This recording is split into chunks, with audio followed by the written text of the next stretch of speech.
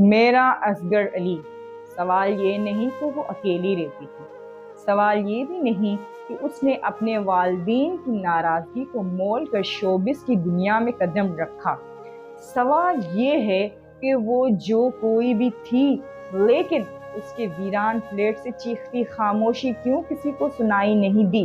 کراچی میں BHA کے flat سے اٹھنے والا تعفن میرا کا نہیں بلکہ ہماری سوسائٹی کے گلنے سڑنے کی علامت ہے۔ مسلمانوں کے معاشرے میں یہ لا تعلقی کیسے پنپ سکتی ہے؟ ہادی برحق نور محمد صلی اللہ علیہ وسلم نے فرمایا کہ جبریل امی پڑوسیوں کے حقوق کے بارے میں مجھے اتنی وصیت کرتے رہے ہیں کہ مجھے خیال آیا کہ پڑوسیوں کو وارث بنا دیں گے۔ عبرانی میں روایت ہے، اگر تم اللہ اور اس کے پیارے محمد صلی اللہ علیہ وسلم سے محبت چاہتے ہو تو اپنے پڑوسیوں کے ساتھ اچھا حسن سلوک کرو۔ اللہ اور اس کے پیارے رسول نے اپنی محبت پڑوسیوں کے حسن سلوک میں رکھ دی۔ اس سے زیادہ اور کیا وضاحت ہو سکتی ہے؟ مذہب، مسلک، نسل، پیشے کو کوئی پریفرنس نہیں دی۔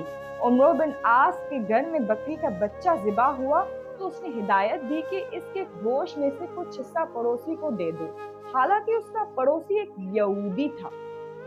یہ اچھا سلوک، اخلاق فرد کا فرد سے تعلق مضبوط کرتا ہے، اور یہ تعلق ہی سوسائٹی کا سوشل سیکیورٹی سسٹم بناتا ہے۔